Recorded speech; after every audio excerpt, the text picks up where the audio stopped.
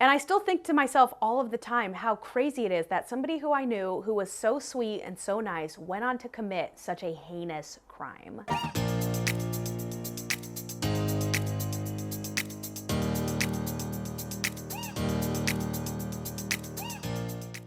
Hi everyone, welcome back to my channel, or welcome to it if this is the first time you're seeing my face. If it is, I would highly recommend you actually go watch part 1 of this series, just so you can get the full spooky effect of how crazy this story time really is. My name is Jacy, and I like to do story times on this channel, but today's story time, as well as my previous one, are probably two of my most insane situations ever. So buckle in, because it's about to get crazy. In today's story time, I will be telling you about how somebody I used to know became a murderer. Yes, so some spooky Halloween stuff. So if you like story times, if you like hanging out with me and seeing what other kind of crazy situations from my life I share with you guys, then make sure to like this video as well as subscribe. It really helps out my channel. And follow me on social media. I have returned, so you can follow my life as it happens on Instagram, TikTok, and Twitter. But let's just get started into this crazy story time. All right, so quick refresher, last time on Jacy's Halloween story times. We talked about this particular photo and how eerie it is in my life. So in the last video, this photo was taken at a roller rink where I went with my coworkers, we had a great time, and ended up having a run-in with the owner of the roller rink. And spoiler alert, if you haven't seen that video, that owner did get murdered in that very rink that night. Super crazy. This photo is also particularly eerie because somebody in this image became a murderer. Now, last chance to guesses. Place your bets, everyone, place your bets. Who is the murderer? If you correctly guessed the smallest, cutest, most adorable person in this whole photo, you would be correct. Crazy, right? I know, but let me tell you all about it because it's even more insane than you can imagine. So the girl in this photo, her name is Jordan, and she is the only person in this entire image that is not a coworker of mine. She was the girlfriend of a coworker of mine and asked me not to use his real name, so we will be calling him Ricky. So Ricky and Jordan met in 2019 and started dating, and I'll kind of tell this story from my particular point of view because I don't want to speak on behalf of his relationship necessarily, but from what I remember is that when Ricky met her and started dating her, he was absolutely glowing. He would come into the office and be like, she's perfect, she's beautiful, she's funny, she's smart. She was studying to become a paramedic, so she was very driven and ambitious, and he was elated to be dating with her. Now, Ricky and Jordan were much younger than me. I think we were about 6 or 7 years apart. So to me, it was very much of like a teenage love story where I was like, yeah, that's awesome, like good for you. Why don't you bring her along to the roller rink and we can meet her? So that was the night that I first met Jordan. So we head to the roller rink, we're all hanging out, and from my experience meeting Jordan, I remember she was literally the sweetest person you could ever meet. I remember thinking her cheeks must be burning with how smiley she was, because a smile was always on her face. She was always grinning, always laughing at everybody's jokes, just super, super sweet. I also specifically remember her kind of being a little bit annoying.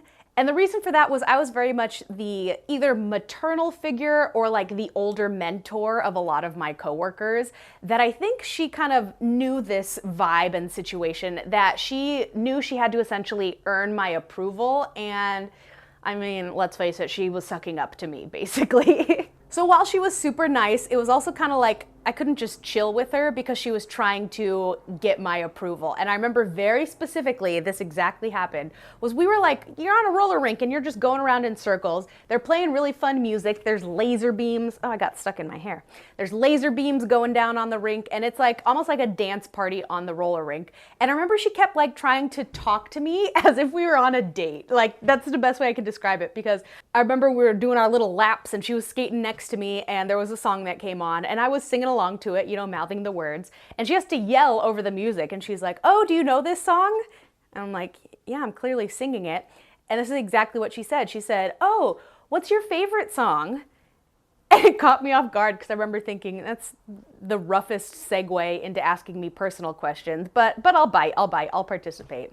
So that was kind of my first impression of Jordan, was that she was a little bit annoying, just trying a little too hard to suck up to me, but she was so sweet, so nice, and of course I approved. You know, Ricky was so happy. They were clearly just so happy together that I was happy for them. So as they continued dating is when Ricky would kind of tell us about some red flags with her. I remember the main one being was that she would have the most volatile mood swings, specifically when it was her time of the month. He would tell us that that sticky sweet persona that we saw at the roller rink would be completely on the other side of the spectrum, and she would get spiteful, she would get angry, and say some really mean things. I remember he would tell me some of the ways she would talk down to him in a really offensive and rude way, and I don't want to get too much into their personal details, but it was kind of like a, all right, keep an eye on it, because that's not normal. And again, as kind of like the older mentor of the office, I was telling him, you know, if you're happy, that's fine, but these are some very manipulative and concerning actions that she's portraying, so just keep an eye on it. So the most concerning situation that happened with her was, I was actually told this after they broke up, was that she ended up having a huge issue with me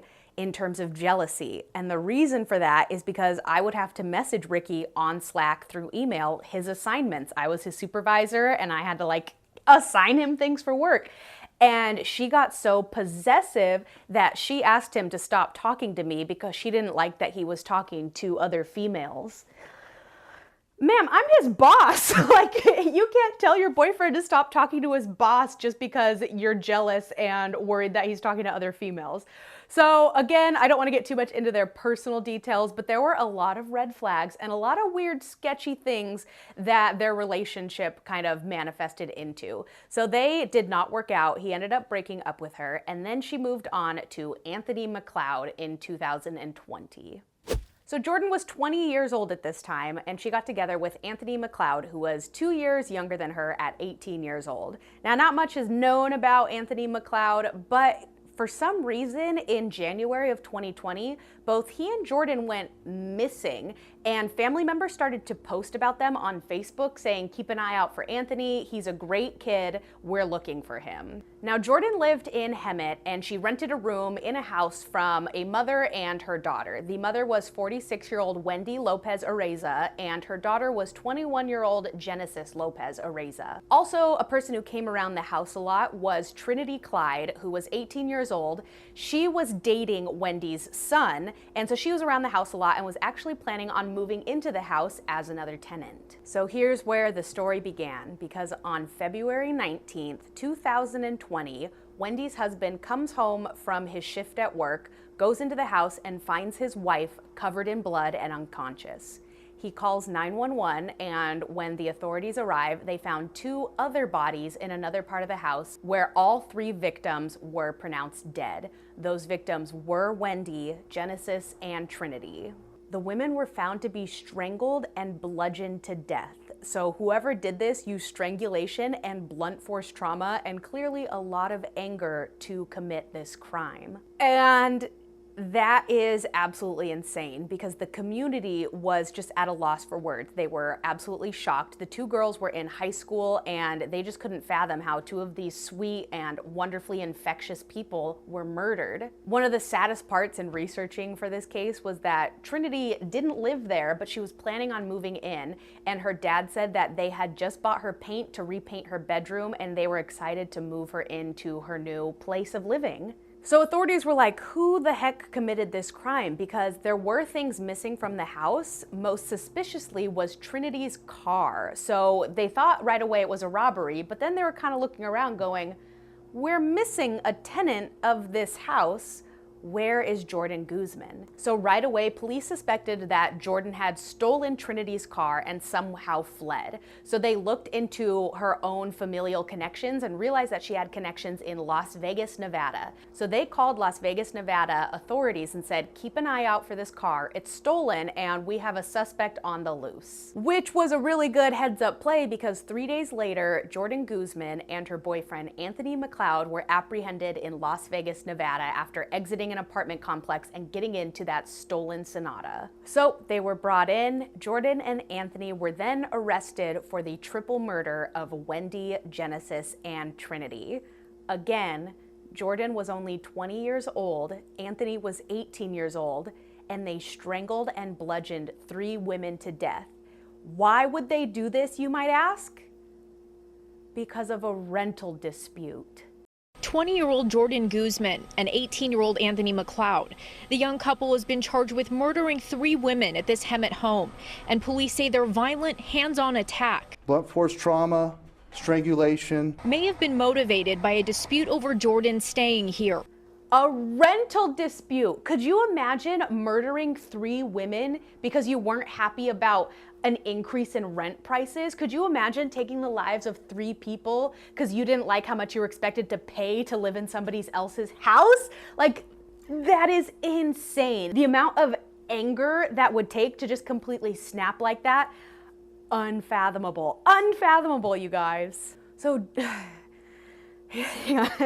I gotta collect myself because that's just so scary. But Jordan and Anthony were extradited from Las Vegas back to Southern California, where they were held on $2 million bail. What's crazy about this too is that prosecutors are considering pursuing the death penalty against them because of what they call sentencing enhancements. And what this means is that it wasn't just a crime of passion or a split decision, but they are also being charged for lying in wait or premeditation, as well as commission to complete a murder for the sake of a robbery where they took lots of items from the house as well as this car, as well as just multiple murders at the same time. Now, it's kind of rare for somebody to get the death penalty in California, but prosecutors may pursue this for this 20-year-old girl and this 18-year-old boy.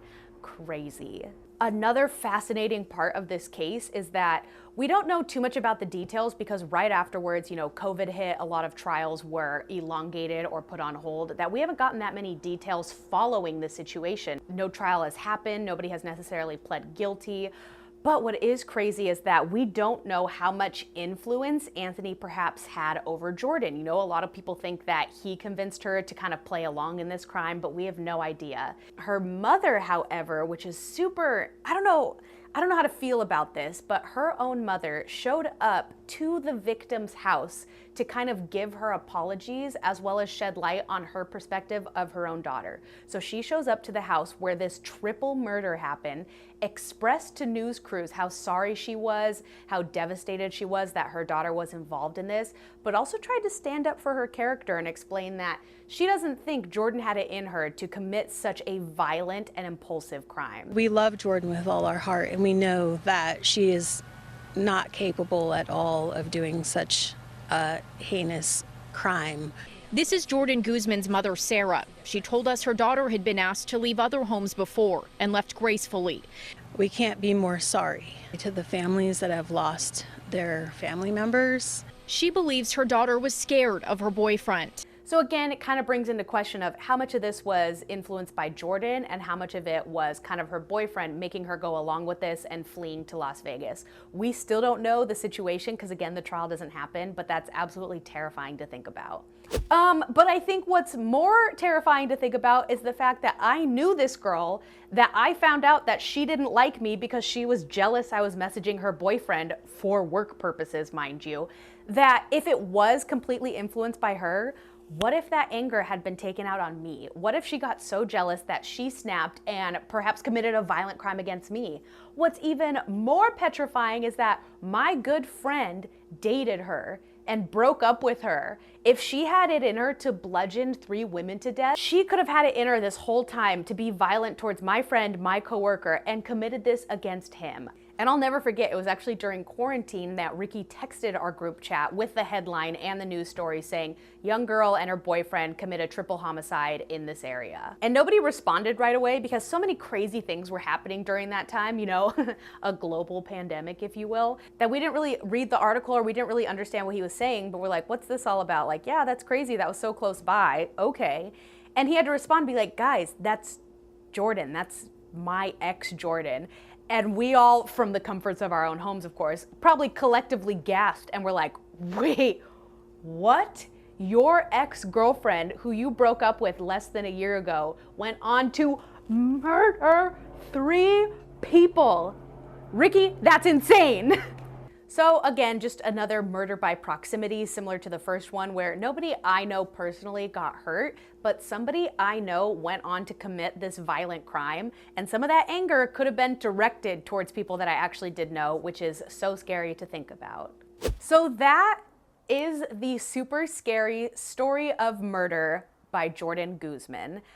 Terrifying stuff. Again, make sure you're following me on social media, and I'll try to keep you abreast of any type of trial proceedings or any type of updates with this case, because it is super fascinating and kind of terrifying that I'm talking about it. But I hope you guys enjoyed these two spooky Halloween themed stories. Again, not my usual funny and silly story times, or not some of my more tame and mundane stories from my life. This one was actually pretty terrifying, and I definitely wanted to share it with you guys. So let me know if you enjoyed these stories, how your Halloween was. Again, I hope that it was safe and enjoyable, and that you guys are keeping an eye for anybody suspicious out there. You never know who could go on to commit a heinous crime. Dun dun dun. That was a good line. That was kind of dramatic. I'm glad I said that. But I thank you guys so much for watching this video. I'll be back with some of my more silly and tame story time, so make sure to keep an eye out for those. But I'll see you guys in the next video. Toodles! Serious question though, is there YouTube in prison? Like, will she see this and come after me? That's concerning.